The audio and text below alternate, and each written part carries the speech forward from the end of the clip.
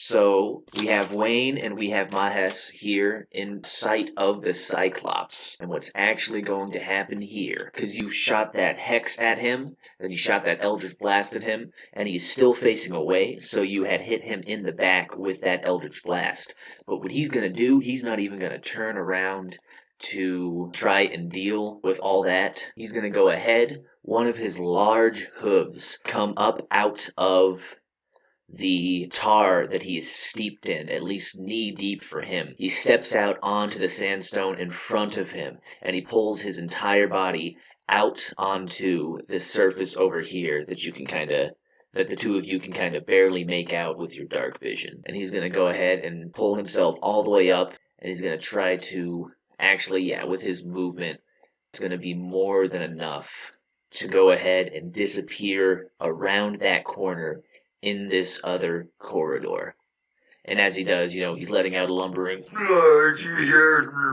saying some things in a language that none of you quite understand, but obviously indicating that he is damaged, annoyed, upset, and he is leaving whatever creatures are damaging him. And so that is going to be the Cyclops' turn.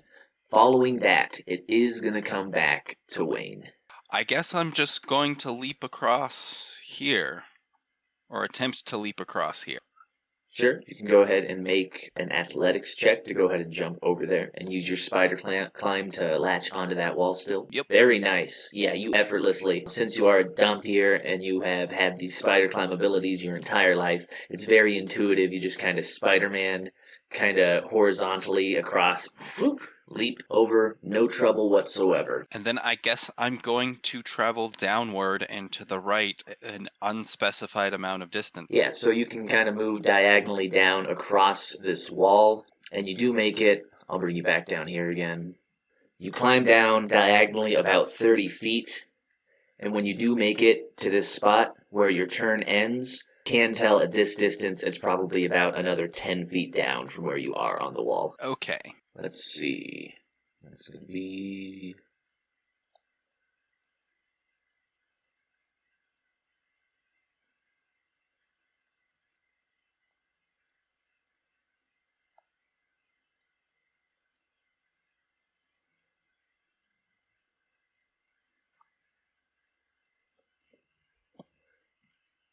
Alright, following that, it is going to be Blue's turn once again. And at this point, actually, since there are no enemies in anyone's range, it's kind of moving back towards free movement. But let's go ahead and have Blue act as though you are still in initiative, just for this one more round.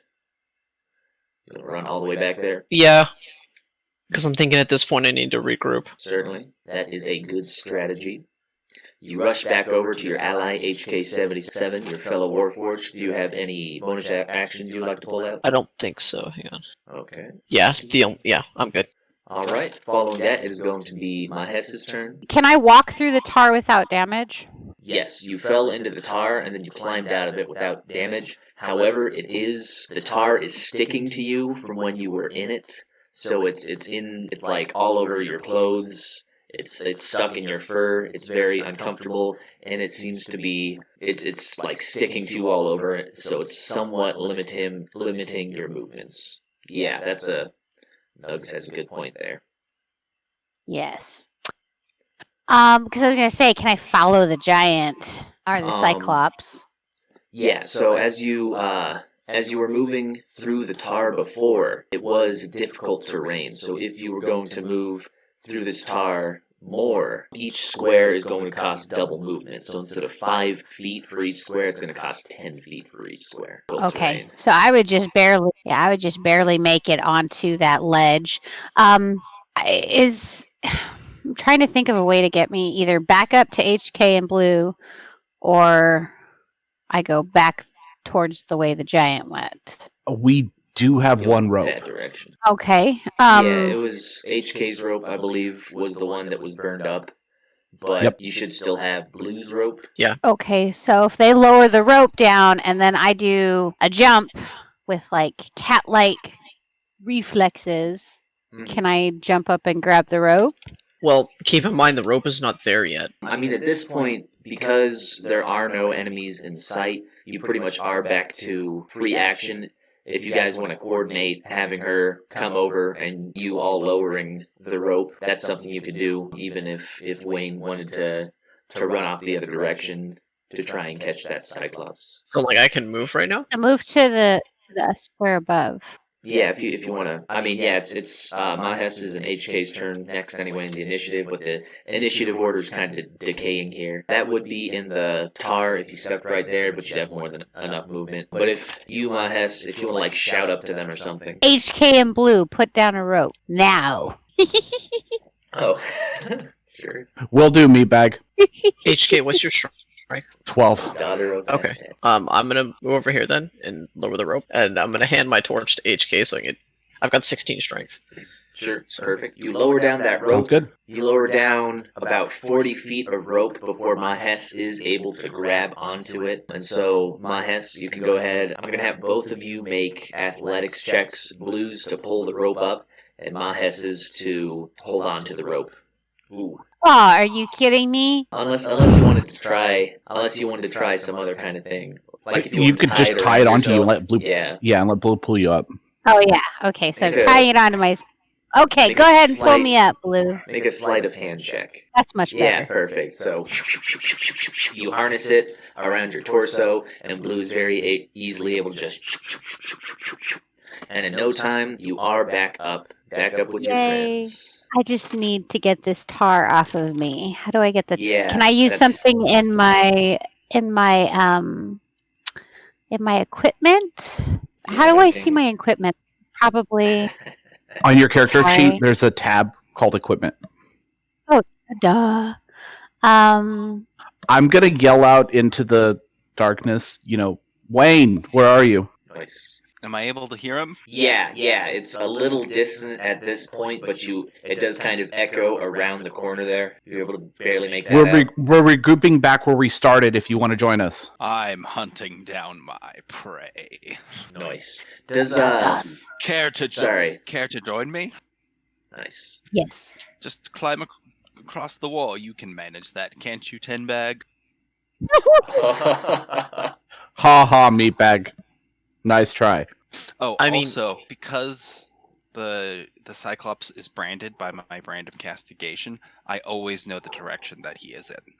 Okay, nice. That's what I was looking for. I was thinking it might be your hex, but if it's your brand of castigation, that works as well. So you know the direction, but not necessarily the distance. Yep. So I what say you we know- go- Oh, Here we the go current- towards Wayne. current direction, you can tell he is just north of you. Okay. I would have kept moving while Maahes did that climby stuff. Sure. Oh, actually, I do have a bonus action that I would have liked to use. It doesn't really change anything, but I would like to use my Crimson Right on my teeth. Your teeth? My vampiric bite counts as a simple weapon, which is what is the requirement for a Crimson Right, is I have to put it on a simple or martial weapon. Yeah, so you could have done that. Yeah, nice. I So have to you roll.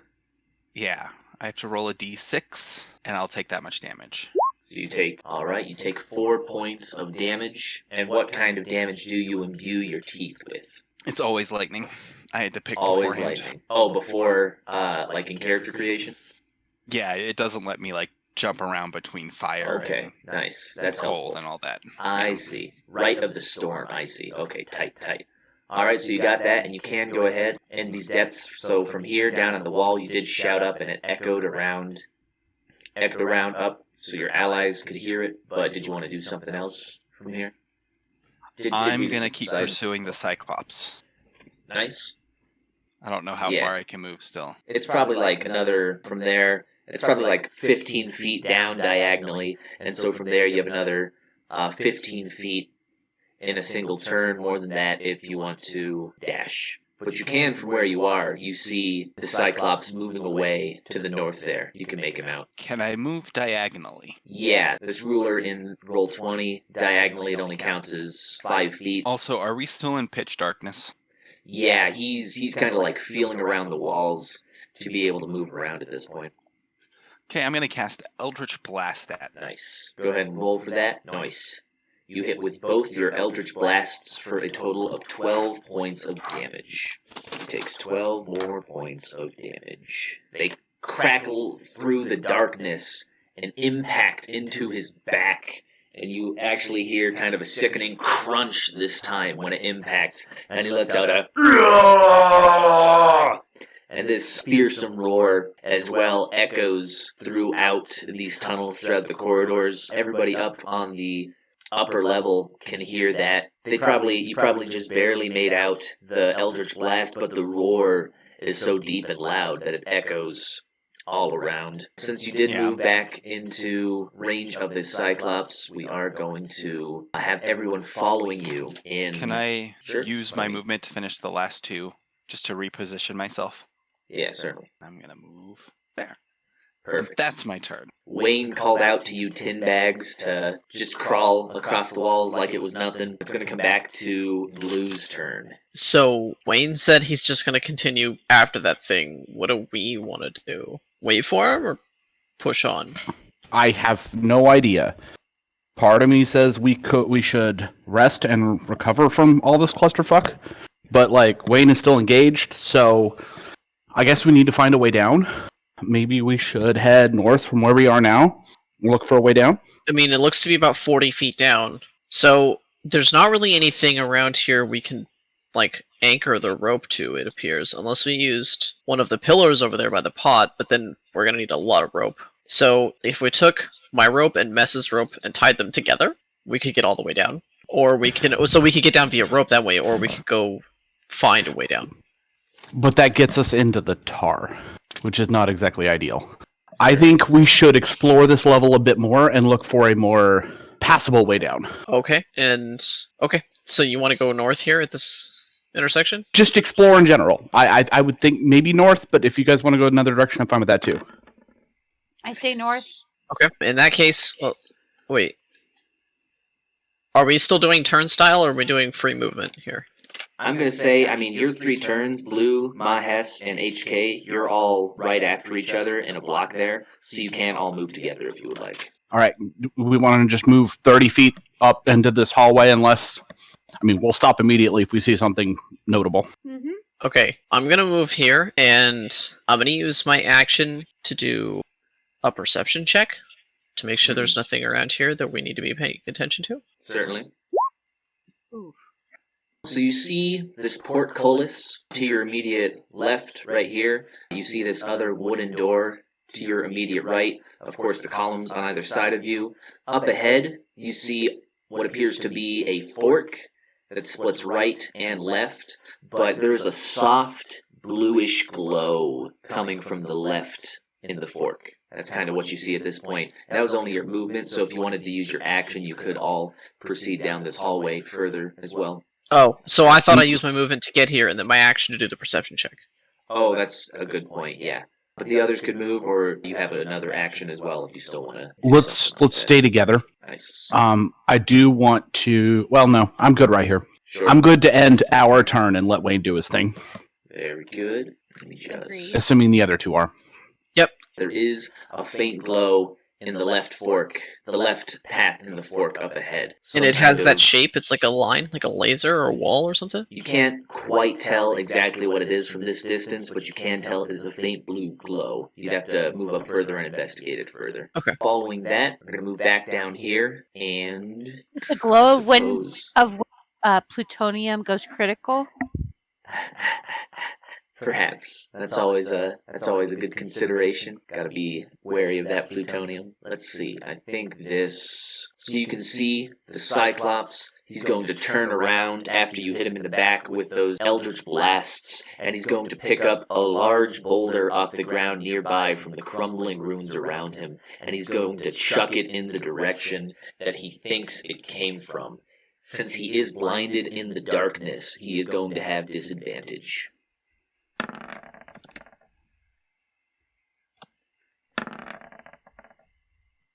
Okay, but since Wayne's AC is 14, even in the darkness, this boulder is so massive. It flies through the air, it impacts the wall, it rolls, and it strikes you for 36 points of damage. Oh, shit. I was hoping I could get one melee attack off to heal. That's gonna bring you, let me see. What is your constitution score? 10. Okay. That's rough too. You guys don't even have a cleric. I thought it was weird that you were following this giant monster when you had like 18 hit points left. If I was able to get melee attacks off on him, I would have been able to heal. Which, like, I was thinking about just chilling, but, like, if we ran into something else, I might not necessarily get opportunities to melee attack it, like with those flaming skull things. And since this thing's right here, and he's in the dark, I felt I had a good enough advantage. Yeah, he threw that boulder blindly into the darkness, but it was large enough, and the corridor was tight enough that it bounced around, and it must have fucking smashed through your head or something. Where is he getting these boulders? Is he just like ripping pieces out of the wall? Basically, it's crumbling around him, especially on this lower level, or if he needs to, he tears it out of the infrastructure with his Cyclops strength. I think the short answer of that is that the Cyclops has an ability that's throw boulder, and so he's using it. Okay. When damage reduces you to 0 hit points and there is damage remaining, you die if the remaining damage equals or exceeds your hit point maximum. So I thought it was your constitution score, but it's your hit point maximum. So at this point, the boulder smashes into you. It knocks you over in the darkness, prone. You fall unconscious. So I guess you're technically at 0 hit points, not negative 22, since that did not do more damage than your hit point maximum in negative. So at this point, you are only unconscious, and you're going to have to start making your death saving throws. Everything goes dark. So you guys probably heard it was something like, oh, you tin bags should crawl along the walls. It's super easy. And then he jumps down, and then you hear the Eldritch blasts crackle, and you hear the roar, and then you hear the sound of heavy crashing down below. Since you guys moved up this corridor, which is kind of the same direction they're going, but on the lower level, when the boulder crashed around underneath you, it probably shook the entire corridor you're currently in. Dust and little pebbles would tumble down from the ceiling all around you as you hear the gush, gush, gush. And I don't know if Wayne makes any kind of cry when he's struck by this boulder. I hope that meatbag's still okay. We should hurry up and find a way for him to get back. Yeah, so following that, it is going to return. And from there, you guys are actually going to fall back into free action, because you're technically uncertain of the fate of Wayne. Okay. All right, I say we very cautiously approach this fork. Anybody who can, I suggest look for trap. I'm going to do a perception check on the door. On that wooden door? Yeah. Sure, go for it.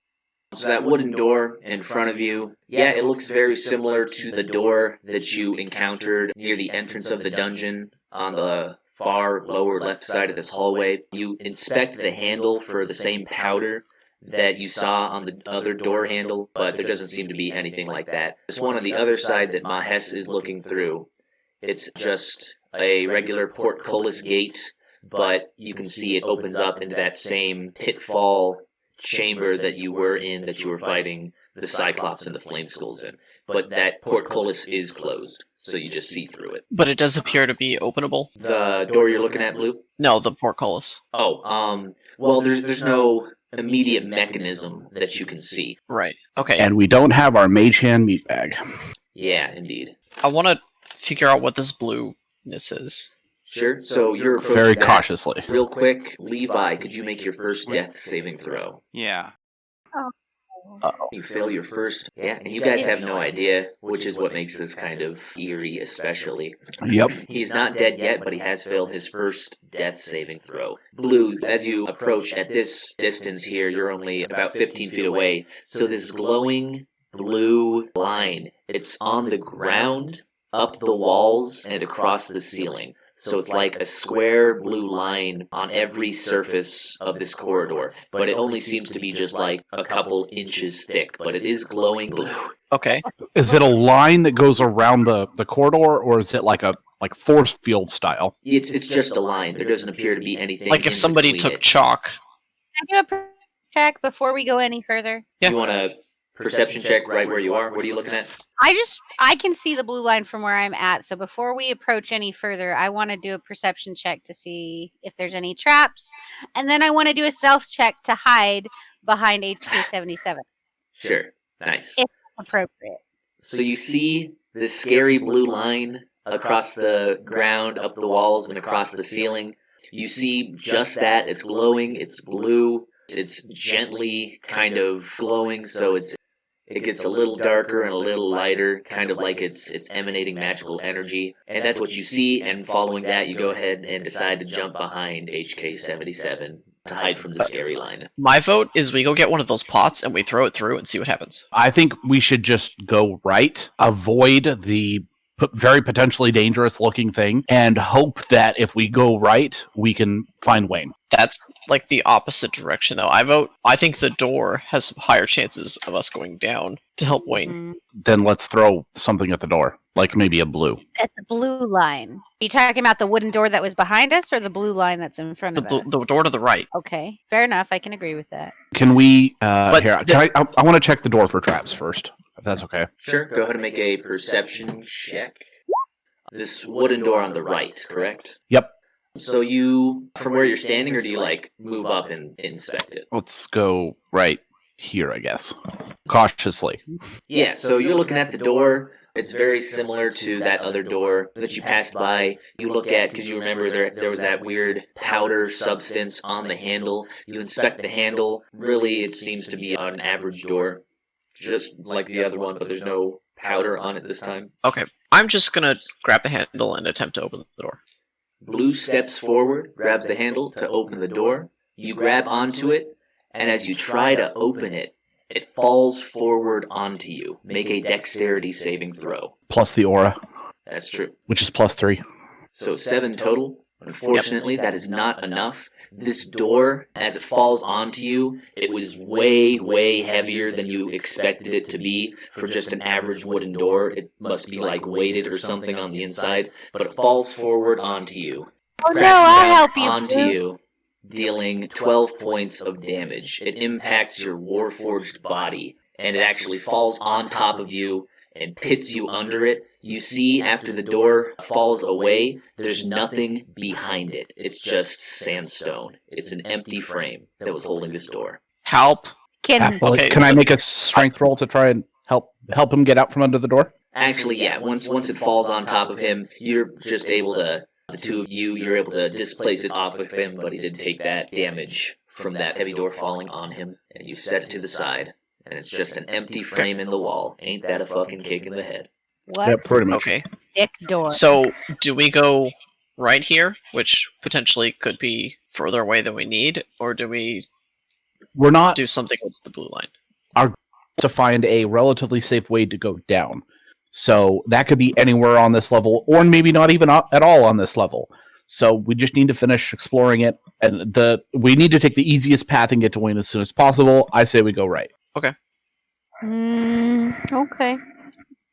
Can we make another check here in this hallway? Sure, Sure, we're you good. Can all make perception checks if you would like. We're so perceptive today. Fuck. I'm gonna say Maahes is still looking at that scary blue line a little bit, but the other two of you, looking forward, you don't really see much else coming from the walls or anything. You see, this far archway here that leads into another room, and how the hallway bends over to the right here further. Levi, could you make another death saving throw, please? Sure. Hey, Hey. Very nice. So you have 1 success and 1 failure. I guess roleplay wise, that would be none of you would see this, but down in the darkness, there's a soft from Wayne, kind of a gasp for life as he succeeds on that second death saving throw. And the 3 of you are free to continue moving. All right, shall we check out this small room on the side? I'm going to inspect the doorway. I'm gonna hide it behind HK again. Which doorway are you inspecting? Yeah, you're one to the prowling. north. This one right here? Yeah. It's not even really a doorway, it's just kind of an opening that leads into this next room here, but there isn't anything amiss with it that you can see. And Maahes, yeah, you're just prowling along the walls, hiding behind HK. All right, I'll do a check now that I can see more or less inside this room. Sure. Anything notable? With that 13, you just see these larger pots in this room here. You see this large pillar, this large square pillar, which appears, and it goes all the way from the ground to the ceiling. It connects them, and then there's kind of you can see kind of a little space on either side of the pillar that goes around. It appears to just be some kind of small room off to the side here with pots. Kind of a little storage room. Pot? I think No, that's not. yeah. That's not important right now. Yeah, priorities. All right, I'm gonna do another perception check here. Sure. All around this area, you see these pillars here. You see kind of how the ground breaks off over here and appears to go down. You see this portcullis. You see down this narrow hallway to that door. Can I see how far down this goes? We can always ask the kitty. Yeah. Cat Meatbag can see here. Maahes, how far down is that? Can you tell? Should I do a perception roll? You can make an investigation or a perception of your choice. Both. We know the other section was 40 feet down, so if it looks similar, we can probably assume it was 40. Yeah, so Maahes peers over the side here, over the crumbling floor, and she can tell it's about 40 feet down. However, from here, Maahes, you can also see down here, where I'm pinging, that is a ramp that goes up. There's a ramp that goes up just to the south. So we can loop down south and try and find the ramp, or we can tie a rope to this pillar and try and climb down. I think the ramp goes up. We don't want to go up. It goes up from down at the bottom, though. It could go up to our level. It goes up from this level. Goes up to the next floor. What This kind of pit ramp right goes here, up to the floor you're at? I mean, But she was looking down. Okay, I misunderstood. I think you might be. Do you see down here now? Oh, yeah. Okay. So that's a separate ramp that goes up, but this pit goes down. Is there It's tar at hidden. the bottom of that pit? Maahes did not see any tar down there. I did Okay. not. so I guess our next step is either this door or the blue line. Actually, I say we tie a rope around one of these pillars and climb down. Okay. All right. I And tie go my look for rope. Wayne. I tie my rope around the bottom pillar. Make a sleight of hand check, and since either Maahes or HK are helping you, you can make that with advantage. Oh, beautiful. I think I got it. Yeah, she ties it up real quick, and since you have 50 feet of rope, it's about 10 feet from the pillar there, and then it's about 40 feet down. So HK's was the one that burned up from the flame skulls, so Blue's rope is that 50 feet of rope that brings you perfectly all the way down to the bottom of this pit. Yay. All right. I'm the healthiest, so I'll go first. Yep. And Do I'll I go need like an behind. athletics check or something? Yeah, why don't you all make athletics checks? And the three of you climb down that rope, 40 feet down to the lower level. Levi, could you make another death saving throw? Yeah. Another 4. Fuck. Oof, okay. You failed your third death saving throw, which brings you to 2 failures and 1 success. Things grow more dire, although your allies don't necessarily know that. Honestly, even if we get there, I don't know if there's much we could do. Can we do a long rest once we get to Levi, and that'll like raise his HP, or no? A long rest would raise his HP. Without, I don't want to give you guys too much. I'm just trying to run the dungeon, but the best thing would probably be HK's lay on hands, because if a dying creature receives at least 1 hit point of healing, they become stabilized. Okay. Alternatively, you'd want to make a medicine check if you didn't have any healing available. Yeah. Okay. What are these circles here? Those are also columns. Okay, so Maahes, you kind of see the direction he headed in. Can you help point us in the direction we should go to try and find him? Keep in mind, we didn't see anything.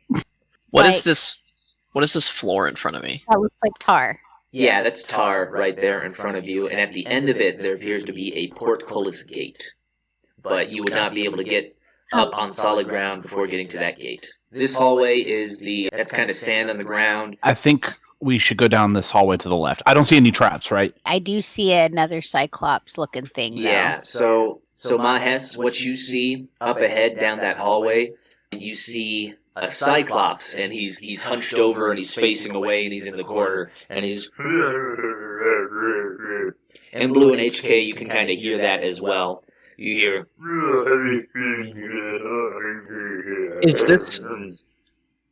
Is this like a sand pit, or is this just like sand that's spread over the stone? Yeah, that's sand spread over the stone. Yeah, the ground appears to no longer be paved down this hallway. It appears to just be natural sand. Okay, Mess, does this Cyclops looks like he's damaged? Like, Hang on, I was going to ask, does this Cyclops have tar on him? Yes, he does. Under his knees, you can barely tell his hooves are marred with tar, and he has some large bruises on his back, it seems like. So I think this is the same Cyclops that Wayne was dealing with. But he's facing away, and he's kind of muttering to himself in whatever language. And although, I mean, you can see this, Maahes, I don't know if Blue can see him, or no, you not just quite. Just kind of barely make him out in the dark. Mess, I don't want to put you at risk, but a sneak attack against this guy could be pretty devastating. I was thinking the same thing. You have 33 life out of 54. You could potentially die in one hit. I say do that sneak attack and get out of there. And then HK and I will deal with it. Because that crit, it's already taken a bit of damage, so if you get that assassination hit on it, it's gonna really be hurting, assuming you don't kill it. So, you guys are worried about my safety, right? You guys are like, well, we don't know what happened about him. You see the Cyclops that I was messing around with, but you don't see me. So, if you had someone who could maybe avoid spending time fighting them, they could spend that time searching for the person that you are looking for. Yeah. But if she gets spotted, then we're extra screwed. The Cyclops, you guys have noted, hopefully at this point, does not have dark vision. So, except for the torches that Blue and HK are carrying, it is in pitch darkness. I think there's a fair chance she can land a pretty devastating sneak attack. It may not be enough to kill him, though, and if she takes a hit, she's probably going down. Yeah. Go into initiative. Hang on. Well, we can clearly see that the Cyclops is not engaged with anything. Right now, he's just doing his own thing, right? Yeah, he's huddled over in that little corner of that hallway there, and he's muttering to himself, kind of like in pain. So that tells me one of two things. Wayne disengaged. Wayne disengaged. Whether that was voluntary or involuntary, we don't know yet. Yeah, that's a good observation there. Wayne could be trapped, though. Or Wayne could be go dead. into initiative, and I roll high, I could die before you even land your first attack on it. Fair. The fact that we're in free action is to our advantage right now. Okay. What should we do then? Try to sneak past him and then stabilize me. That's going to have to be all on you, Mess. Okay. So I'm gonna. I suggest you guys put your torches out, so that way we can sneak past him. Well, we can just back up. We just back up a little bit. No, it's all you, Miss. Is what they were saying. Okay. Well, how am I supposed to stabilize him once I get to it? That's a good point. Yeah, I don't think any of you guys chose any healing items as a part of your magical items. She can make you brought in. a medicine check, though. I believe it's That a is DC 10 medicine check. Just to stabilize. I'm gonna go ahead and roll for stealth, and we are in darkness, so I'm gonna roll. Is that okay? Yeah, you can roll stealth with advantage. I think you're good. You can roll another one just in case you get a critical success. I'm just gonna go ahead and sneak on past this guy. Yeah, without any trouble, you are able to move right past him. Wait, I see you. Okay, so how do I do a meta? Roll a d20 and add your, I believe it's wisdom. Oh, okay. You can just click on wisdom on your sheet. You can also see if you can bring him to Ooh. us. So you run over to your ally, Wayne, and just basically what you see at first is so startling, it is difficult to go ahead and make a medicine check that makes a difference in his condition. You see that he's badly bruised and bleeding all up his head, his torso. You don't even know what happened to him. You can just tell that he was definitely impacted very badly, and he's in very critical condition, and at this point it's just kind of upsetting you, Maahes. But following that initial medicine check, you can go ahead and try to make another one. Oof. Oh. Alright, so following that, I'm going to need another death saving throw from you, Levi. Here we go. Oh, gosh. So long, guys. So, That was the third one? Yep. that was his third failure. So, Maahes, she sneaks past the Cyclops, and she runs over to her ally, who she finds badly bruised, broken on the ground there, dying, and he has a few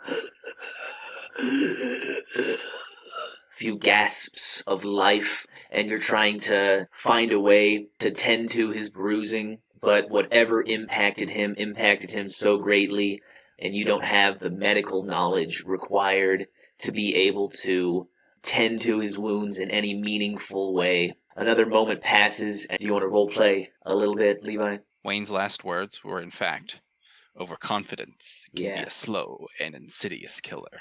And he lets out his final breath and appears to go limp. GHK, I really hope things are going well with Mess. Yeah, me too. Assholes.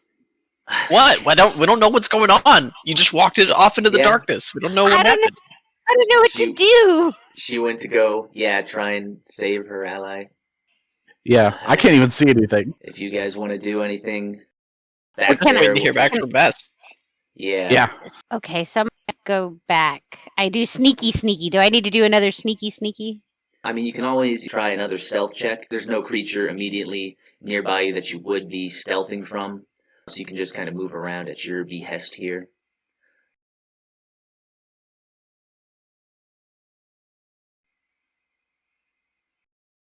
So after another moment, you see your ally, Maahes, reemerge from the shadows, even over the low groaning of the Cyclops. She reemerges and runs back to you. Wayne is dead. What did you do?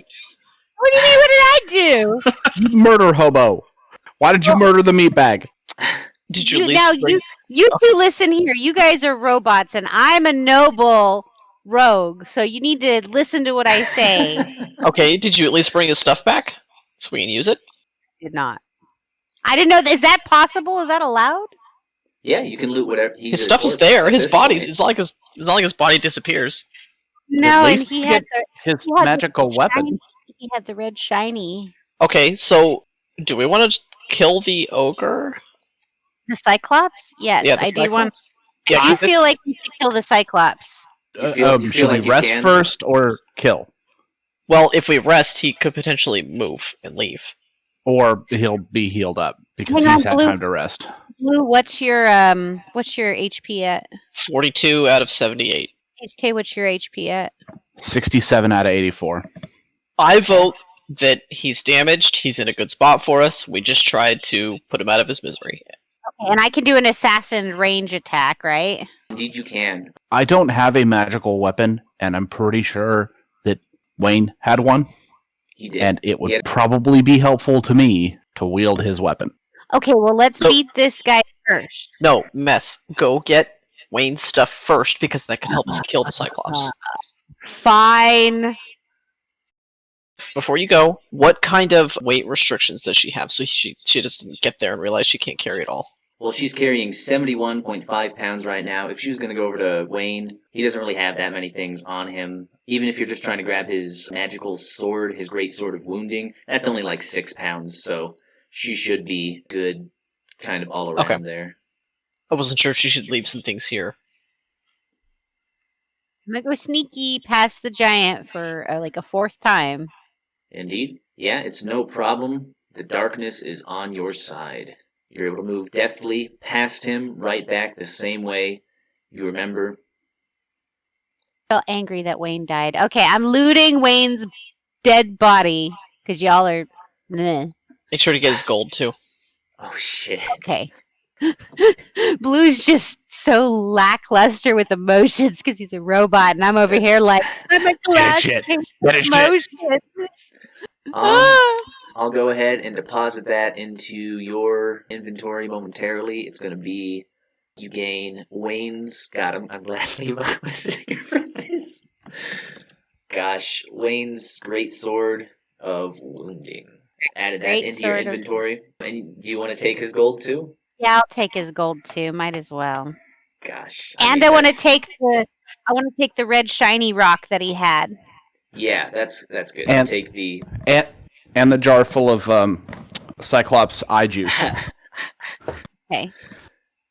What Yeah. kind of armor did he have? Oh my god. It says here What? he has scale mail. How much AC does that have? I think it's a 14. It's medium armor, so it's a max +2 to your AC. Okay. No, I don't Seems need his right. armor. Yeah, I think the most helpful thing Yeah, I'm good.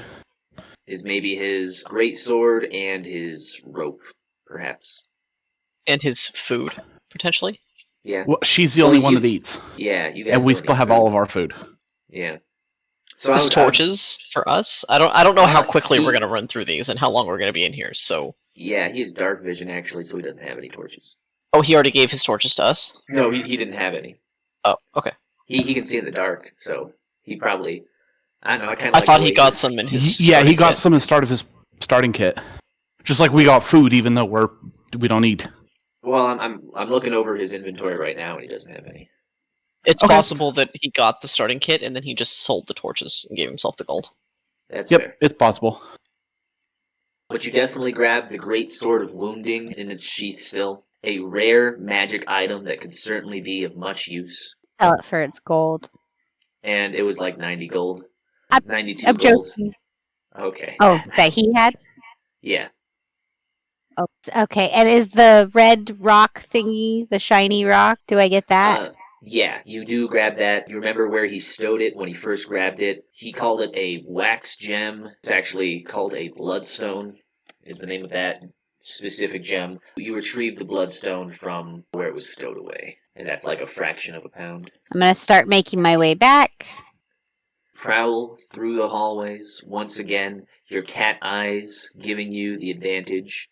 You creep by the crying Cyclops, and you can make that stealth with advantage since it's still in the pitch darkness. Yeah, okay, well, an 18 is still more than enough. Although, I guess I could roll a little. Just like, I mean, you're pretty dang sneaky. Wouldn't you have to not use a shield HK if you're going to use his greatsword?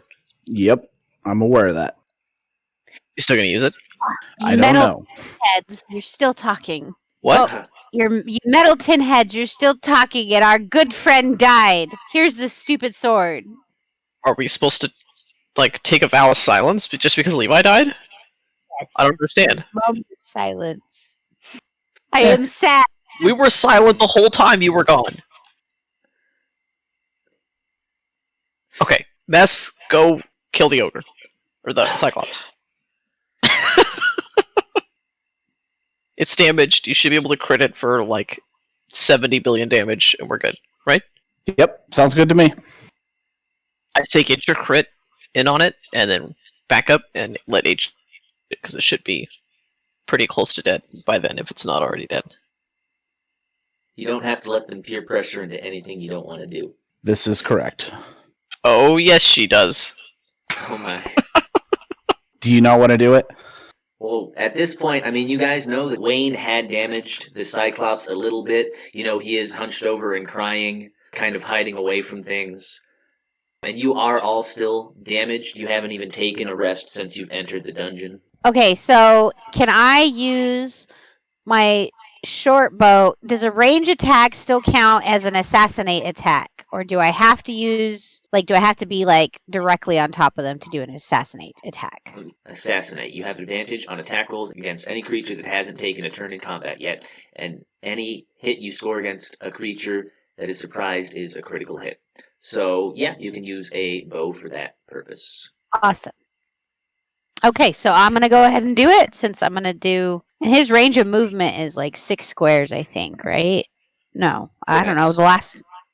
The last time that we ran across him. Okay, He so didn't move last time we fought a Cyclops. Well, I've never seen this Cyclops. okay, so I am going to go ahead and do attack. So should I roll? I'm going to attack with my short bow, and I'm going to do a sneaky attack with assassinate. Is that okay? Yep, you can go ahead and make a attack with your short bow with advantage. Ooh, that's just automatically. I mean, that's fucking great. That's a crit. That's 27. You can roll your other one, though. Okay, so you're going to hit with that 27. Let's see, got to calculate all this now. Because you get your critical sneak attack damage. You deal, so it's 3d6, so that's going to be, gosh, it's just like that other day when I had to calculate all that damage to see what you actually did to that guy. Okay, Yes. so Wow. you dealt 7 points of damage with your 1d6 plus 4, which was a 3 plus 4, so that's 7. Your sneak attack damage, non-critical, is going to be that 9. And then you're going to get another maximum 1d6, so plus another 6. And then plus another 3d6, so plus another 18. That's going to be... So you shoot your arrow. It's a short little...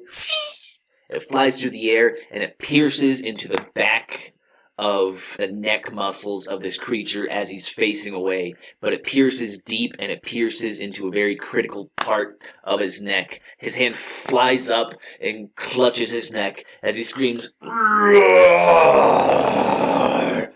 And you see him swing around, and his single bulging eye is looking down the hallway, trying to figure out where that came from. And although he may not see you, Maahes, he does see the torchlight coming from HK and Blue at the far end of the hallway. But with your short bow attack, you deal 40 points of damage to the Cyclops. Nice. Now I say just flee to us. That was the surprise round, so you can go ahead and take a movement. Okay. That would be up to 30 feet.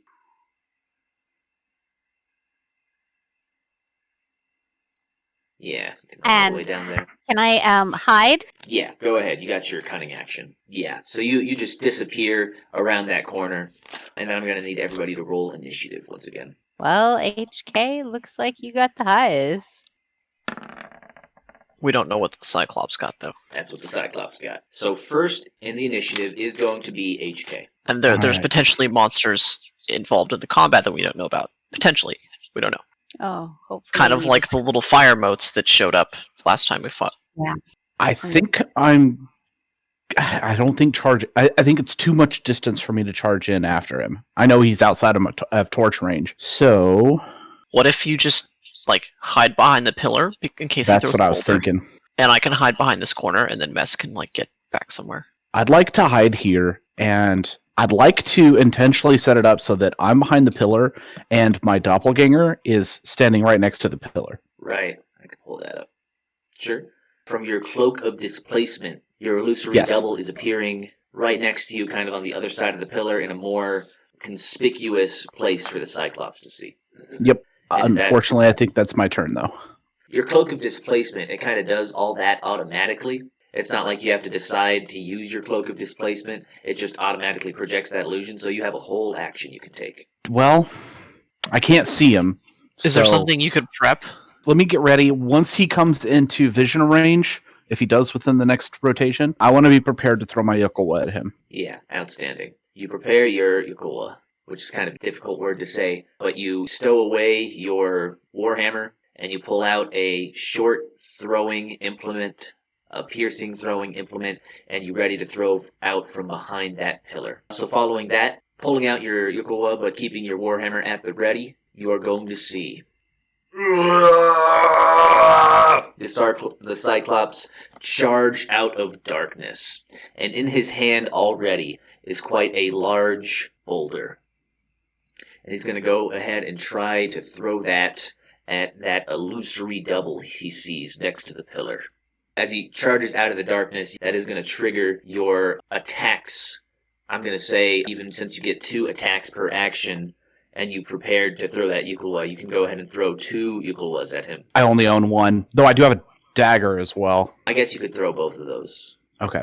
14. That is going to be enough, It flies forward and it hits him in his big and fatty yet muscular Cyclops stomach. Go ahead and roll for damage. On a 1d8 plus 1, you roll a 6 plus 1 for 7 points of Euclid damage that he takes. It just sticks out of his stomach, but it does not stop his charge. And you can go ahead and throw your dagger as well. Nice. Roll for that damage. 4 more points of piercing damage from your dagger as it pierces into his thigh or something as he's charging towards you. And from there, he's going to throw that rock at your illusory double. And so that Cloak of Displacement, it gives disadvantage on attack rolls against you. Nice. So, with the large boulder in his hand, he chucks at the pillar. It flies right through your illusory double before it impacts off the pillar and flies away and crashes into the ground. For a moment, your illusory double kind of shudders as the rock flies through it, but otherwise is completely unaffected. Following that, it is going to be Maahes' turn. I'm hidden, right? So I am going to attack with my short bow and do a sneaky attack. Very good. So you get advantage on that, since he is not aware that you are firing at him. Wasn't quite a critical success, but you do hit. You're going to deal, 8 points. You fire up, it hits into his neck again, into his thick neck muscles. You deal 8 points of piercing damage plus 7 points of sneak attack damage for a total of 15 points of damage. 15 more points of damage. Yeah, you're fucking cutting this guy down. Daughter of Bastet. Yes, and then I'm going to go ahead and hide for my bonus action. Sure. He did notice, but yeah, he's a fucking dumbass giant. So, although you're basically right in front of him, you are able to prowl away across his line of sight, his big, bulging eye narrowing as he tries to track you across the room there, and he completely loses sight of you as you hide behind the wall there. Yay! Following that, it will be Blue's turn. Who did you give the greatsword to, Maahes? HK, I believe. Okay. So what are you gonna do, Blue? Let's see. Do we think this thing is like on the verge of death? Well, you can tell from this angle at least it has some bruises on its front, which were not wounds you inflicted, in addition to a couple arrows now, Eucla, and a dagger, which have all been embedded into it. You guys didn't know how much damage Wayne managed to do before he was taken out by this creature. Okay, I'm gonna go with the interpretation that this thing is literally about to die, and we're doing a long rest. So, I'm just gonna throw my spear then. Throw your spear? Okay. Yep. Nice. That's my attack roll. Hurtle your spear through the air. Since it's only that short, 20 feet, you're able to hit him pretty squarely into his kind of upper abdomen, lower chest, kind of right where his heart should be. Go ahead and roll for damage. You deal 12 points of piercing damage. The spear pierces into his chest, and he lets out a rasping, kind of a different groan than he had let out before, as if you had hit some kind of critical organ in his chest, and you deal those 12 points of damage. Okay, I'm going to use my bonus action to recall my spear to me. The spear magically transpositions back into your hand. And I'm going to do the same thing. Very good. Beautiful. Roll for damage once again. Alright, so your spear flies through the air once again, this time impacting him in kind of the lower abdomen area. So it pierces into his stomach, and he lets out another as he takes 9 more points of damage. Following that, at the top of the initiative, it is going to be HK's turn. Nice. Alright, I'm gonna move right here. Your illusory double follows you, sputtering and dancing around, obviously confusing the Cyclops. Alright, hammer time. Stop. Hammer time. You hit with that 16. Beautiful. With that 6 points of damage, that is going to bring him over his hit point maximum. You can go ahead and describe your killing blow or blows, or you can have, or I could do it if you'd like. Yeah, you were close. You were close there, Nugs. I had to roll to see if you actually did. I'm gonna say that as I come around the pillar, He leans over to grab my double and leans low enough, and then I just hammer him straight in the eye and finish him off. Nice. Yeah, your warhammer breaks through the viscerous exterior of his eye as it bursts. The blood flies out, the viscera, the little chunks of eyeball burst out onto your Warforged body and onto the ground, leaving nothing but kind of the empty, open socket of his eye. He made that mistake of trying to reach down and grab your double before it sputtered away and you smashed into his bulging eye. This immediately kills any electrical, biological signals that are coursing through his monstrous Cyclops brain, and his roar just stops as he goes cold and falls forward, down right in front of you. Well, it only cost us a party member, but we won. Yay! Okay, let's loot him. Yeah, let's. I'm so sad Wayne died. Yeah, poor Wayne. I mean, this Cyclops is equipped very similarly to the way that the other one outside was. Okay, so nothing really usable. He has a great club, but it's about the size of any of you. It's not just a large great club, it is a huge great club. He has kind of his loincloth, some hide bracers fashioned out of the skins of various creatures that he's killed. I'm assuming the hide bracers are like the size of shirts or something. Yeah, they would fit completely around you if you tried to put them on. Yeah. All right, this is my suggestion. I think we should climb back up to the previous floor, and we should go to that room that had the skeleton in it, and we should toggle the portcullises until we lock ourselves in there, and then we don't have Mage Hand anymore. I know, but I still think we can probably come up with something better than just resting in the middle of the hallway. Or we can I agree, but... Huh? What's up, Trisha? We could just go into a corner right here and just, Right, but we're much more likely to have something stumble on us that's just wandering around. But you and I don't actually sleep. We can put our torches out. I say we just find a wall to hide behind or something, like a corner. Because honestly, what if we get stuck in there, like that guy that's died obviously in that area? And what if we just go where the lever is and pull the lever until all portcullises close? I think there's always at least one open. Okay, so we pull the lever until where the skeleton is, until that is the only thing open. That's exactly what I was saying. Okay. Alright. I vote to do that then. I'm going over where the rope is. Okay. Sure. You can all make athletics checks to ascend that rope. Yeah, Maahes and HK both very deftly and quickly scale the rope. Unfortunately, Blue is just a little behind. It takes another minute for you to make it up, but after a moment you do, and you all make it back to this other floor 40 feet up. You guys sure you don't want to investigate the magic blue line? Not yet. Oh, it'll come. We're all hurting and we need spell slots and stuff. Indeed. Yeah, I actually hadn't realized that HK doesn't have any lay on hands. Nope. I used it all on Mess earlier. You do need to find a way to make it over this little... But I saw that Nugs did roll there to try and make it over. I'm just clicking on things. I don't know what you're talking about. I'm just going to say that Nugs, even though he is Warforged and doesn't have the weakness of flesh... Ooh, yeah. Maahes, you... Actually, you know what?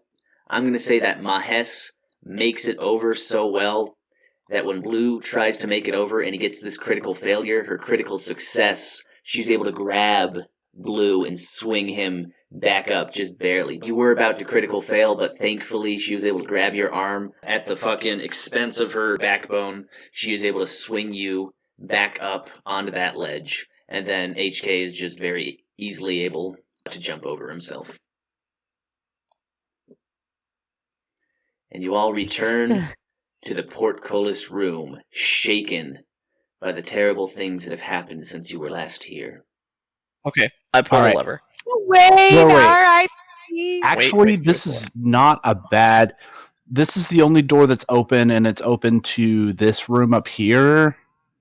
Yeah, but a flame skull could fly through into here. Yeah, fair enough. You pull the Alright, lever? I pulled the lever. It closes. That eastern door wasn't supposed to be open, but it is now after you pull the lever. Those two doors are open now. Alright, pull again. Ka-chunk, ka-chunk. Wait, did anything change? Oh, there we go. Yep, after you pull it that second time, and it opens those two gates that lead to that other narrow corridor right below. Alright, I think we're good then. We just rest in here. Just in case, like, I look right, you look left, HK? We're in sentry mode. Long rest. Alright. Where are you going to rest, Maahes? Are you just going to, like, curl up at... I'm gonna go ahead and curl up right next to HK77 and Nice. hopefully not get attacked while I'm sleeping. Indeed. And from there, you all try to wait 8 hours with hopefully no interruptions. I want both Blue and HK, since you are each facing one direction, I would like you both to go ahead and roll a perception check for watching each way here. Oh, okay. So what happens here? As HK77 is watching through this left portcullis here, he sees just a glimpse of something moving in the shadows. And it appears to be dragging low across the ground, kind of a slithering motion. And it just dips out of the shadows for a moment, dragging, slithering. How much time has passed when I see this? Okay, it's like right smack dab in the middle of your long rest, so maybe 4 hours pass. And you just see this brief glimpse of this slithering kind of past the corridor, and you hear kind of... I would have run over to the portcullis to see what was going on. So you saw the glimpse of some dark, slithering motion dip out of kind of the side passage there for a moment. But as you move over and your heavy footsteps, it just as quickly retreats back into the darkness. And you are left there just after marching over and trying to catch it again. Well, I'm definitely going to be extra vigilant now and inform my companions of... Could you tell, like, what color it was and stuff? It was something shadowy slithering in the darkness. Is that what HK says in character? Yes. Following that, the rest of your long rest, the other 4 hours, well, the other 2 hours for Blue and HK, and then the other 4 hours for Maahes pass by without any other interruption. And you are all fully healed, all your spell slots restored, exhaustion removed, life replenished. All right. You guys just saw that slithery shadow through that portcullis just barely while you guys were taking that long rest, and you have no idea what that means. Yep, sure don't. All right. There's a room on this floor that had a bunch of pots in it. Do you remember that? Yeah. I'm thinking that should be our first stop. Okay. And snag the loot. Right, you guys want to go back up to that pot room. That's a good Yeah. start. We want to Unless check you out wanna- that pot, see if it's any good. Sure. Can we just lever as many times as it takes to open up the gate in the 2 o'clock position? Sure. It takes 2 pulls.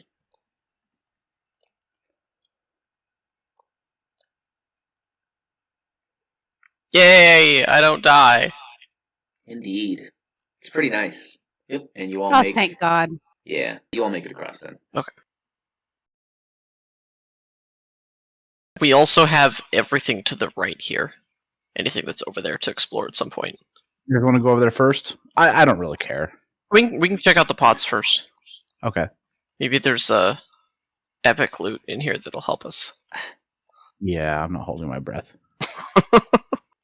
Can I look into the pot, searching for any traps or anything? Okay. Yeah, I was gonna say we need to check for traps first. Sure, you can make a perception or investigation check. I got this, guys. Oh, okay. All right. That first pot is going to have more of the same tar inside. The pot's probably like 4 feet high with maybe about a foot of tar at the bottom. Okay, real quick, one quick thing. I'm going to let one or both of them do all the looting and stuff, but in case they're moving around the room, I'm just going to make sure that they're within my aura range in case something happens. Sure. Very prudent. Why don't you guys, Blue and Maahes, why don't you make... If Maahes, if you want to take those 4 up there, and then Blue, you want to take the 3 down in the corner, you can both make one more perception or investigation check to determine the outcome of all of those. Oh, that's horrible. No problem, no problem. Oh, that's even worse. So, Maahes, looking through all these different pots, she finds some water, she finds some metal scraps discarded. The giant one, that one's not going to even have anything in it. In fact, that giant one is just ornate, basically. It looks real nice. It has nice... It's like 5 feet tall, so nearly as tall as Maahes. It has some nice engravings on the side of it. Probably little hints at different parts of Apkeshian culture and their 4 gods. Blue, searching through those 3. The first one, that first one right there, you don't find anything in. When you get to the second one, there's actually going to be a single snake that pops out and tries to bite your arm, but it does not manage to pierce through your Warforged skin, and you can do with it what you will. So is it like grappled onto my arm? No, it tried to bite into it, but its teeth couldn't even get through your fucking skin, basically. Okay. Can I loot the 3rd pot while ignoring the snake, or like, Yeah. is it in the way? Yeah, if you ignore Because the if I could snake, just leave it there, I mean, I'm not gonna... It's gonna let go and it's gonna slither away to a different room, maybe into a crack in the wall or something. Okay, that's fine. Snake slithers away. In that final pot, you find a single gold piece on top of a small bed of sand. Oh, okay. What if I turn the sand over? You pour the sand out onto the ground, and there's nothing else inside of it. With that nat 1 that you rolled. Okay.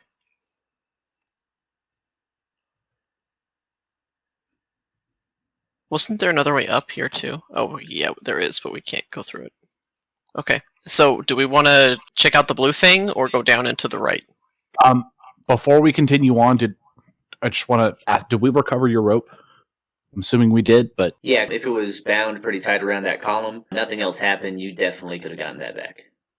Okay, so we have the rope back. Just wanted to say that while it's convenient right now, so we can't, 2 hours from now be like, oh, but we got the rope.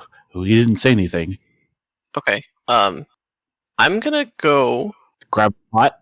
Yeah, I'm gonna, like, one of the smallest pots, like, I guess, this first one right here, I'm gonna grab it. It's like 2.5 feet high. You pick it up by the little handles on either side. Yep, okay. And then I'm gonna come back here. I'm gonna stand, like, right here? I don't know how far I can reasonably throw this. Yeah, you can make that. 10 feet. Yeah, no, that's easy. Make an athletics check. Maahes hides behind HK once again, safe and sound. You chuck the pot. It flies clear through this space, and it crashes against the ground, shattering into dozens of tiny pieces. It makes a loud and it sends an echo throughout the corridors. Okay. And nothing else happens. I want to try to roll a pot over the blue line now, and see if that makes a difference. Sure.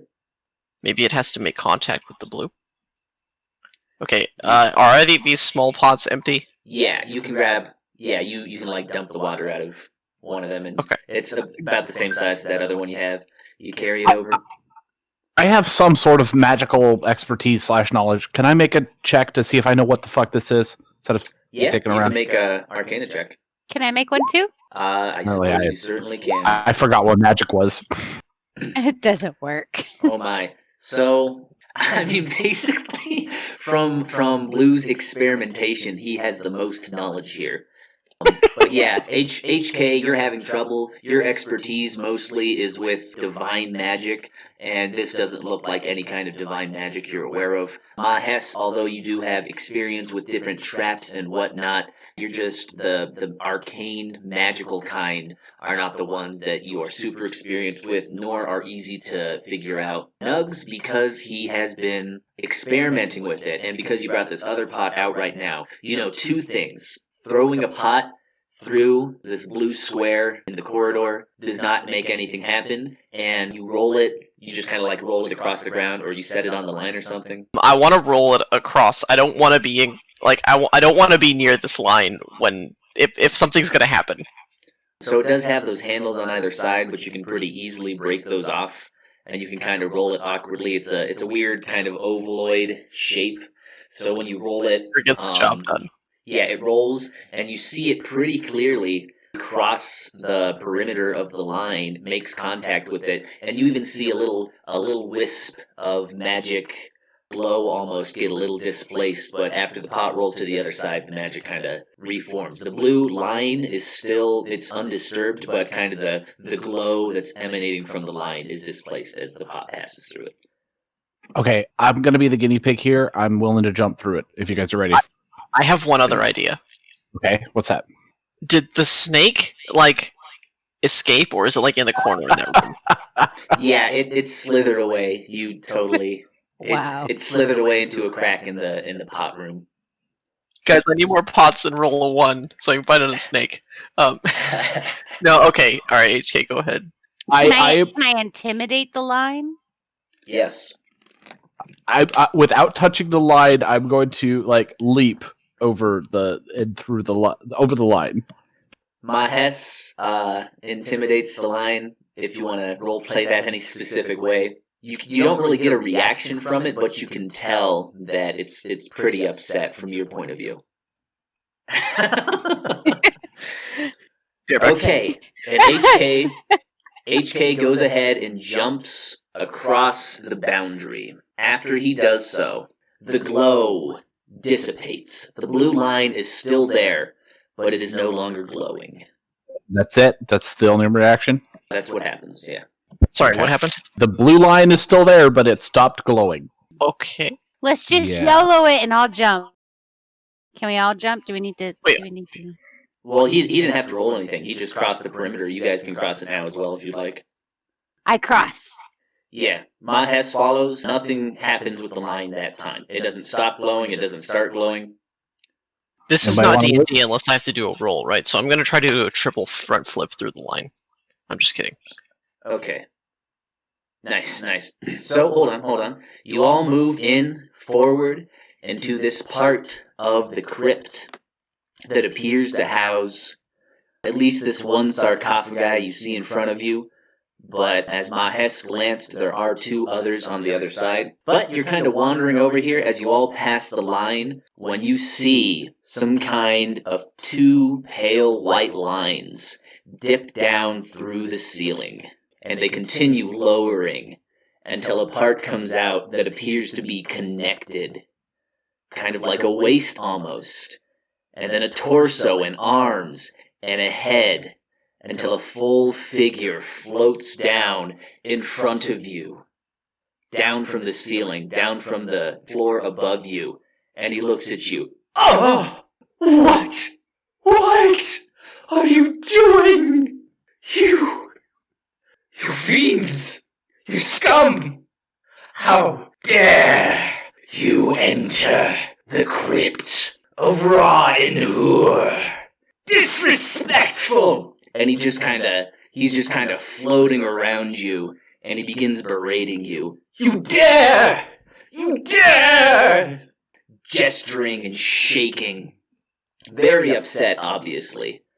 And this is actually going to HK77, if you could make a wisdom saving throw.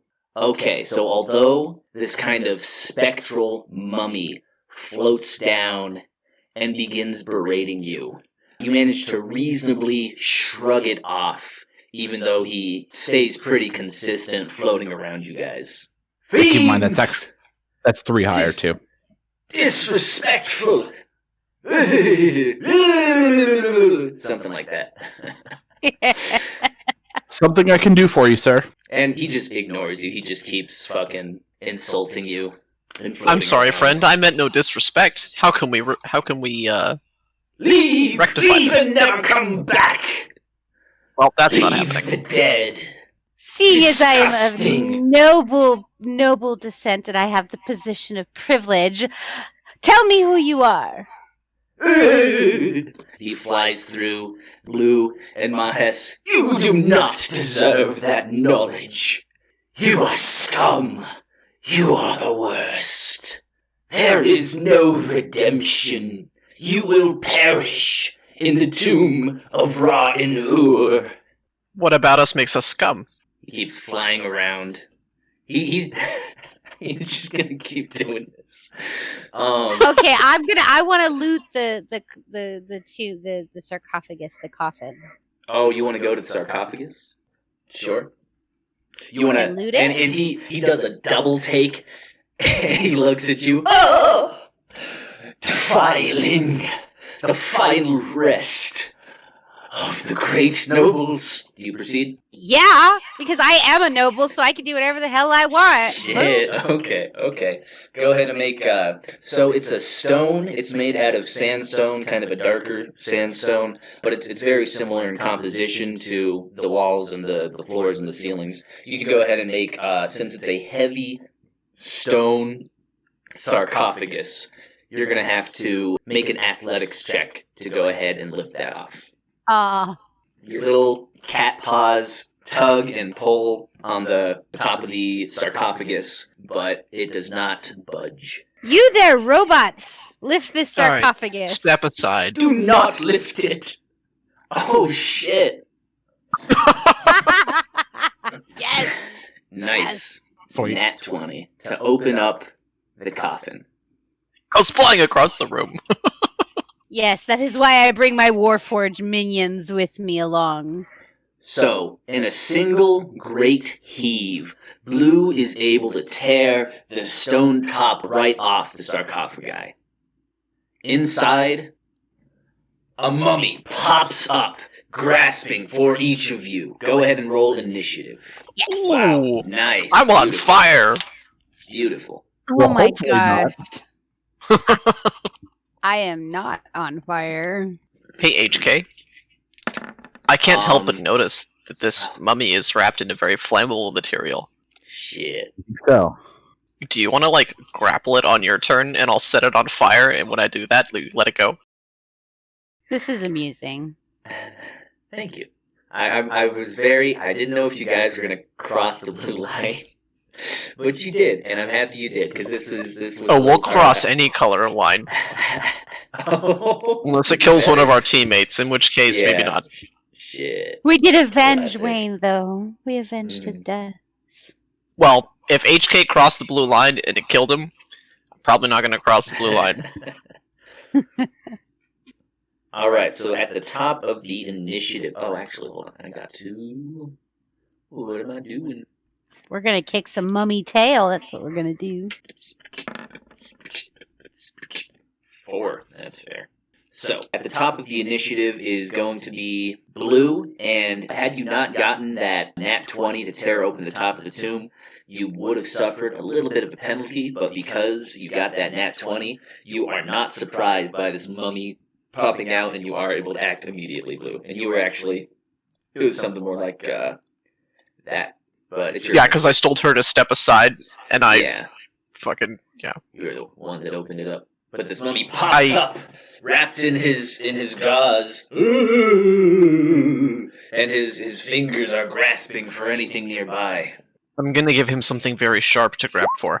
Okay, there's my attack. Yeah, you stab into the mummy. You hit very squarely into his chest as he pops up. Go ahead and roll for that damage. Beautiful. You deal 12 points of damage to the mummy. Okay, attack number 2. Indeed. Ooh. Ouch. Guys, the fire hurts now. All right. So I'm going to say what happens. So you stab into him the first time, and he gasps. The mummy. The fucking ghost, the one that's flying around when the other one pops out and you stab him. The one flying around, he gasps and he says, "Uprahet! Yes, destroy the interlopers. Remove them from the tomb." And when you go for your second stab, the mummy's going to go ahead and grab the head of your spear before it can stab into it again. And so it has a very light grapple on your +2 spear for a moment. You can Okay, in that case, I'm going to, like, reposition my hands a little bit and recall my spear so that it is no longer in his hand. Yeah, you let go, move your hands over here behind you, and then recall it, basically. Sure. Yeah, and that works. Using your bonus action, you and you have your spear back behind you once again, and the mummy's kind of surprised a little bit that it's out of his hand. But then, the mummy looks right at you, Blue, and he gives you a dreadful glare. Go ahead and make a wisdom saving throw. +3 with aura. So, 11? Yep. Very good. So you are narrowly able to avoid the shocking, deep piercing glare looking into your robotic eyes with its undead eyes, but still goes ahead, and it makes an attack. It's going to swipe at you with its rotting fist. Oh. So it's going to step out to try to hit you as it's stepping out of its fucking sarcophagus, and it's just going to fucking trip over itself onto the ground and fall prone for a moment. And the ghost flying around. The ghost flying around. Ah! Upright! You are a disgrace! You. Upright! You are no warrior! So he begins fucking berating the other mummy too. And following that, it is going to be Maahes' turn. All right. I'm going to go ahead and move over here. And I want to attack with my Flame Tongue Reaper. Beautiful. Do you want to use your bonus action to ignite that first? Yes. Ignite. Wahaha. Bonus action. A thin wreath of fire appears around the narrow blade of your rapier, and you stab it into the prone. You actually get an advantage on that, so you can go ahead and roll another attack check, because he is prone. He fucking tripped over himself trying to get out of the coffin. Nice. Cool. Well, okay, that first one hits. You're going to deal 7 points of piercing damage to Mr. Uprahet. But then your fire damage, you're going to deal, you rolled 2d6 and got a 5 and a 2 for 7 points of damage. But as you stab into the mummy, parts of his decaying body and his gauze, very dry body, is going to ignite. In fact, he has a vulnerability to fire. And so, instead of dealing 7 points of damage, you are going to deal 14 points of damage with your fire part of your rapier for a total of 21 points. Ooh. Yay. Yeah, that was a nice hit. That was a nice decision to use that rapier. Following that, it will be HK's turn. Nice. So you stab into the mummy. You stab through it, and it has a fucking gaping hole through its stomach, and you make your second attack. Yep. You do definitely hit with that. Aw. Wow. 3 more points of damage. That's jacked up. So you stab into it on the ground, pull out, stab into it, maybe hitting in like its arm or something. And it doesn't really seem too perturbed. I didn't think it was another toe. Like HK77 is used to stabbing meat bags and them being really upset about it. But this mummy, you just stab into it twice and it's standing back up as you are. Following that, No wonder Wayne died. This sword sucks. the ghost continues flying around you. Uprahet!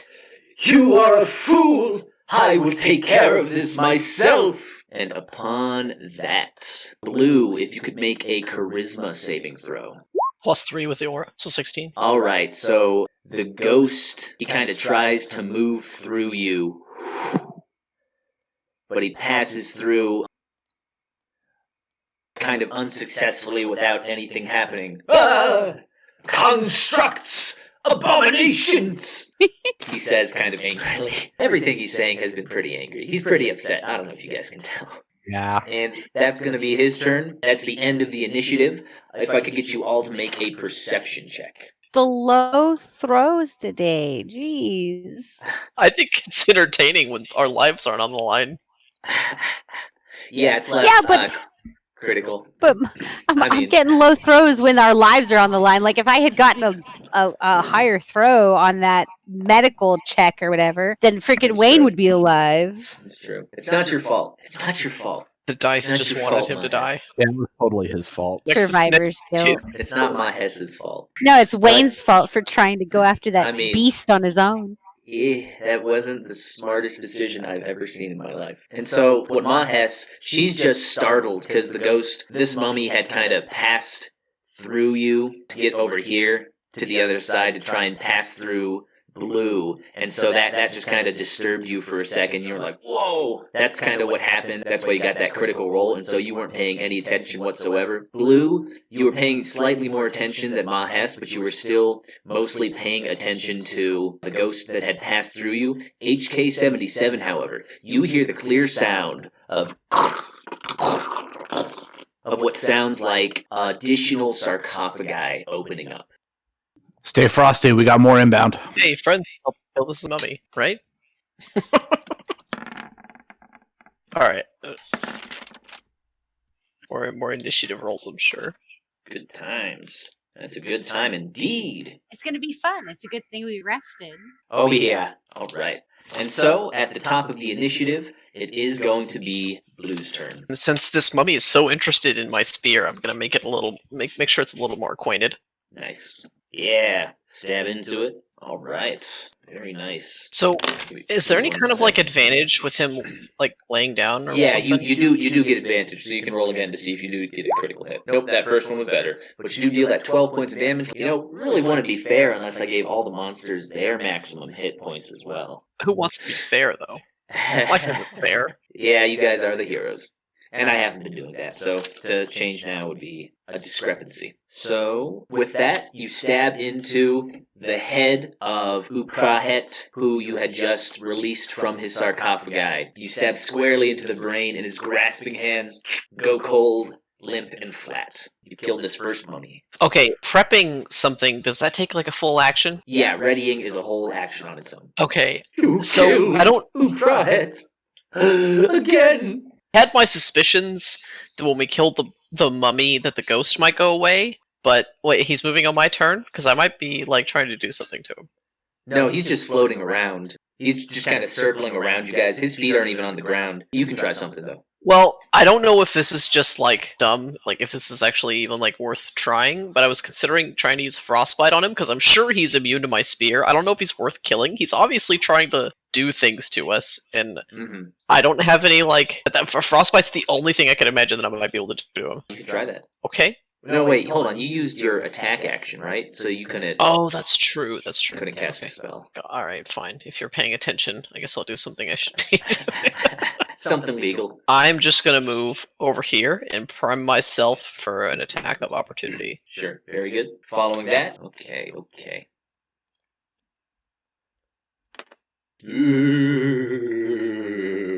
This one approaches steadily. They're not very fast creatures. And it is going to unleash a dreadful glare on HK-77. Make a wisdom saving throw. +3, 15, so you are fine.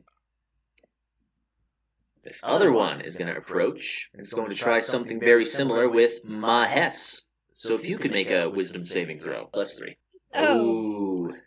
Oh, hoo, hoo. So, Maahes, because you didn't hear the other sarcophagi open, even though HK said, stay frosty, when you turn around and you see another mummy emerging from the darkness, from the far side, you see it, and you are completely frozen with fear.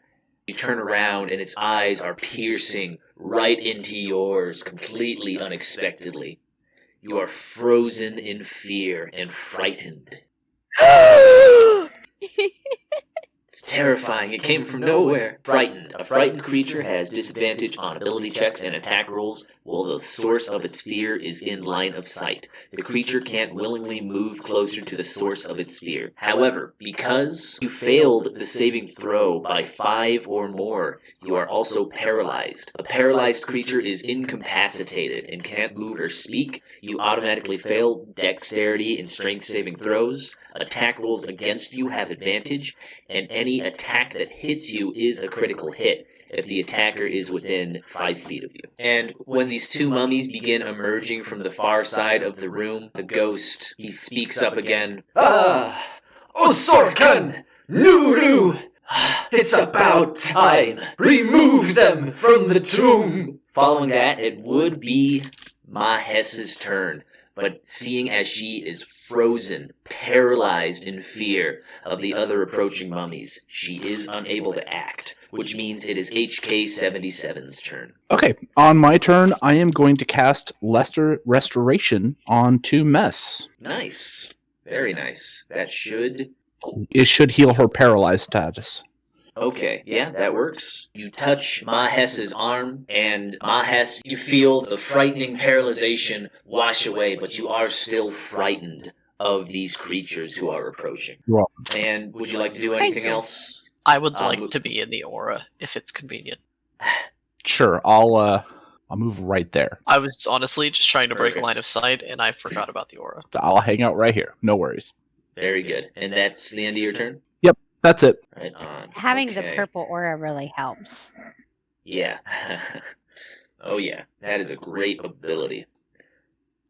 The ghost is going to approach, it's going to move over here, and it's going to make kind of a making a scary face. Its eyes flash. The ghostly gauze wrapping around its body is going to hover and shake.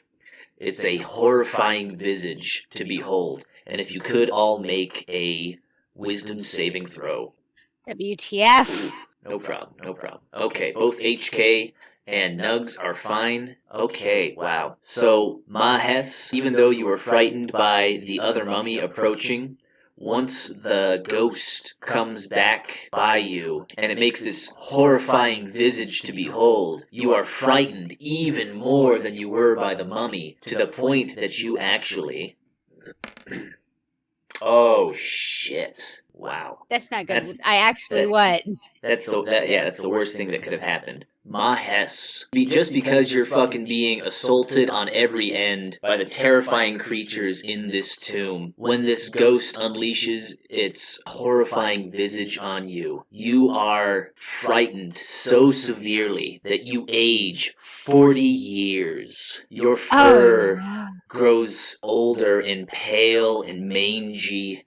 You feel the sickening dread down through your chest and through your stomach as you are now no longer just an 8-year-old Tabaxi, but a 48-year-old Tabaxi. Physically, at least. You're still, I mean, you've only been around for 8 years, but the fear, the stress of everything happening in this tomb has magically... Yeah, right?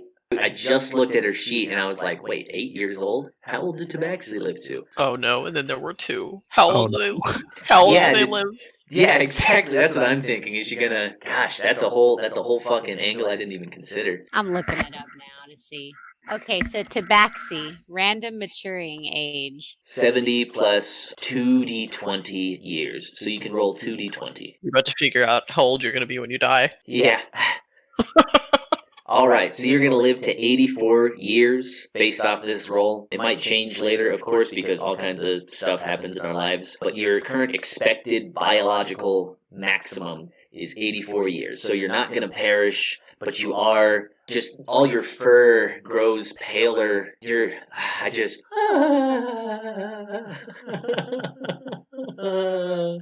terrified. This is frightening. All these terrible things jumping out at you. It's awful. It's so awful. And it has aged you 40 years in the span of minutes. Oh, I'm an Well- old woman now.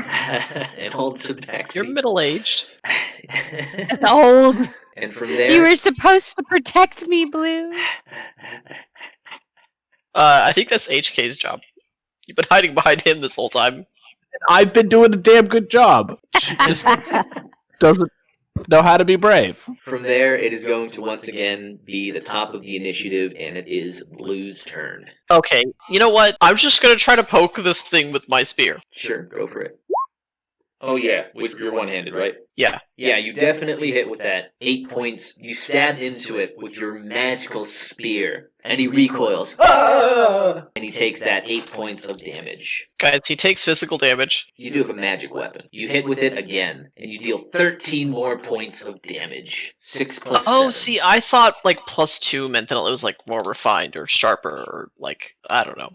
Oh, well, But yeah, it does describe it as a magical weapon. yeah.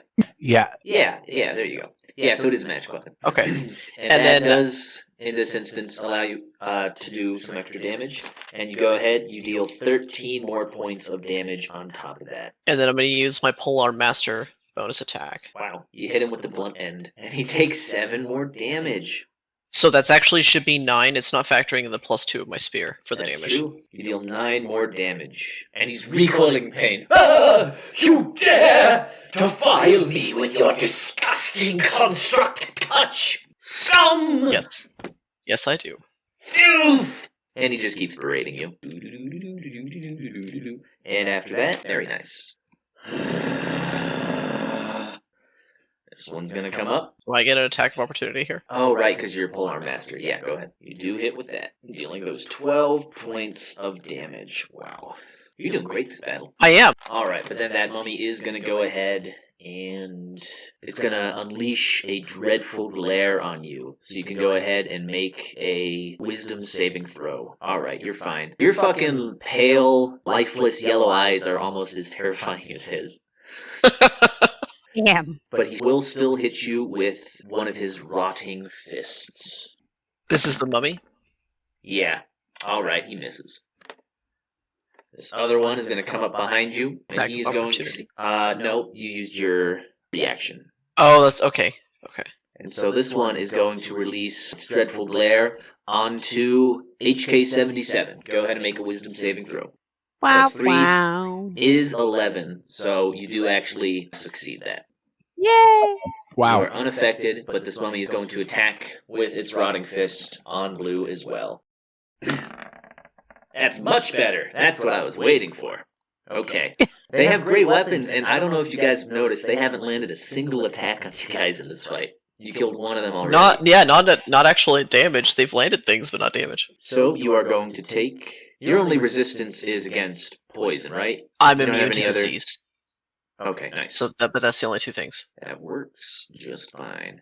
So you're going to take 13 points of bludgeoning damage as it smacks you over the head with its rotting fist. Me Ouch. taking damage is not just fine. Well, in addition to that, you are going to take 11 points of necrotic damage. Woo! And you must make a... Smarty, Yes? do you want to use... Is this a situation where you want to use your reaction to make them take damage? I was just reading if it would apply to all of it or just part of it. What's up? Rebuke the violent? Yeah, it would just be the punch, not the necrotic, right? Or would it be all of it? It would take all of it. Since it's radiant, it would take all of it. Okay. Yeah, I'll go ahead and use it. Has to make a wisdom saving throw. You can do this once per Yep. turn anyways, right? No, once per long rest. Oh. It's a channel divinity, right? Oh, sorry, once per short rest. My bad. Nice. Okay, so it takes, 24 points of damage. Radiant damage bursts all around it as it sears in pain, taking that 24 points of damage it just dealt back on itself. And the ghost is freaking out about it as well. He's not happy about it. But then, Blue, if you could also make a Constitution saving throw. You should be pretty good with that one. 12. Yeah, you're fine. You are fine. Nothing happens with that. Okay. Following that, it is going to be Maahes' turn. However, Maahes, you are still frightened. You are no longer paralyzed, but you are frightened of the ghost that's wandering around. And so, let me read you that frightened condition again. Mm-hmm. I thought it was the zombie. It was the mummy, but then the ghost did a more powerful one that frightened her even more. It was the one that aged her. And so, a frightened creature has disadvantage on ability checks and attack rolls while the source of its fear is within line of sight. And you cannot willingly move closer to the source of your fear. So your options here are nearly... you can attack any of them. You'll have disadvantage. You can run away, or you can cower in place. Or I guess... Hold on, let me check. Says Yeah, you can you- repeat. But that's at the end of your turn. I think I'm going to move towards the zombie on the bottom part of blue. You can't actually move that direction since it would be closer to the ghost. Oh, that's true. So I can't move closer to any of these zombies. You What about your cannot. bow? You Well, could right. attack from a distance, though. You will Wait a have second. advantage on any attack check. I think, honestly, based on what Maahes has been doing throughout the whole dungeon, the most likely thing is that she would jump behind HK and make a stealth check. But she still would get disadvantage on that. Or you could retreat a little bit, or you could just fire your bow at one of them. Regardless of what you do, you will get to make that saving throw at the end of your turn. Oh, nice, but you gotta roll again. Oh. Okay, that's still fantastic. So you jump behind HK, cowering in fear from the terrifying ghost. Okay, I'm gonna attack the one that's towards the bottom of blue. I'm going to say the advantage on you being hidden is canceled out by the disadvantage of the horrifying visage. So you'll just get a regular roll to hit one of these. And you're fumbling with your arrow. You can barely even get it God, notched. really? You're just hiding behind HK, shivering in fear. Aged, you're 48 years old now. You can barely get your old paws around the arrow because you're so unused to them being this old and frail now. You're just terrified, cowering behind HK-77. You don't even lose an arrow. You just can't even get it notched. Apparently, But I can't now- get it up anymore. And you can go That's ahead. right. You can go ahead and roll a wisdom saving throw once again, and you get that +3 from the. Okay, so after you step behind HK and you're fumbling with your arrow for a minute, and you can't manage to get it notched, but then you just.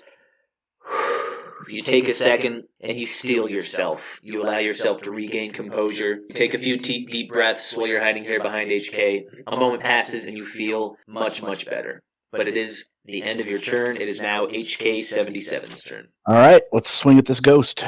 Go for it. You swing wide, and though it does pass through his body, it does not appear to harm him. All right, second attack.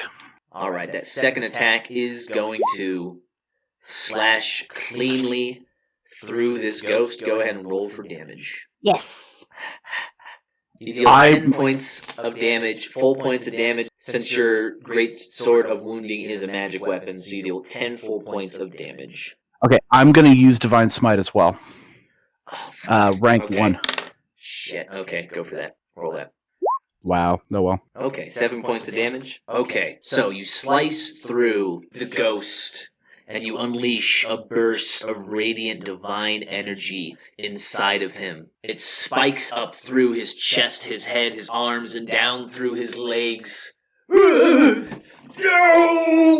You will die before you leave this place! And he bursts into ectoplasm and radiant energy. HK with a killing spree. Yup. Very nice. Another one bites the dust. Dun, dun, another one bites the dust. Dun, dun, dun, another one bites the dust. And you're no longer afraid of the ghost. Oh yeah, that's true. Well, she made her saving throw anyway at the end there, so she's like, all right, I'm gonna jump out and shoot the fuck out of this ghost. Oh, what? Oh right, I forgot about that.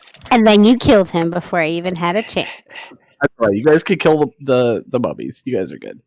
All right, and it is Blue's turn once again. Okay, alright, I'm gonna attack the bottom one. Sure, go for it. And that was not me saying go for it, that was me saying go for it, like the animal. It's ridiculous, I know, but that's the decision I made. You stab into the mummy, dealing 12 more points of damage. You're rolling like 12 on all of these, bro.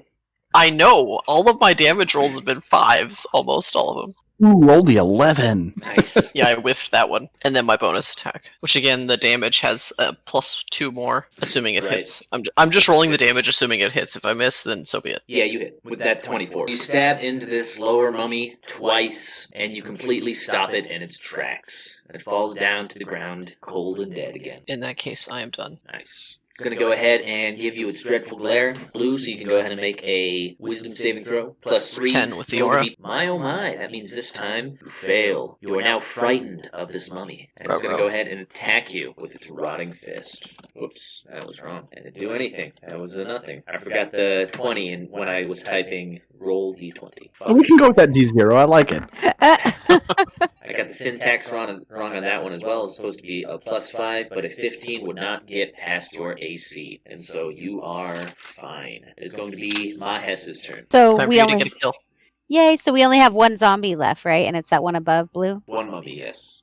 So walk up to that mummy in sneaky mode. Yeah, you were hidden. I'm gonna roll my flame tongue rapier. Yeah, you stab into it with that ignited rapier. Well, you had your short bow. You'd have to use... You were already hidden. You use your bonus action to ignite it once again, and you stab into it. Yes, ignite. And then, do I get my sneak damage on that or no?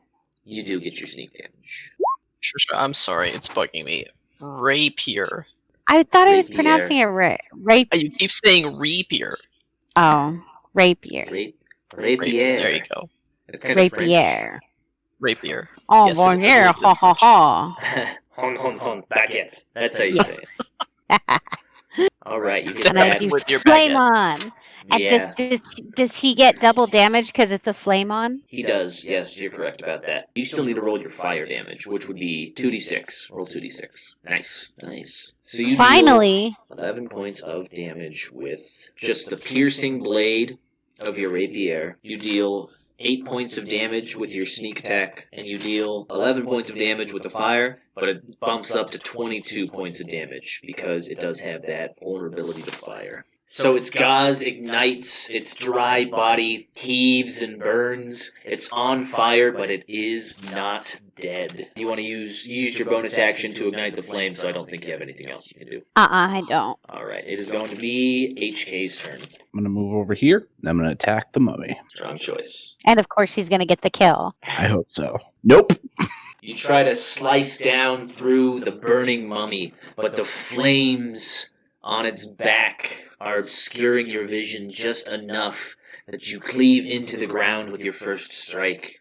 You cut into it the second time successfully, dealing 5 points of damage. It is still standing. Nice. This one's name is Nuru, by the way. It is Blue's turn.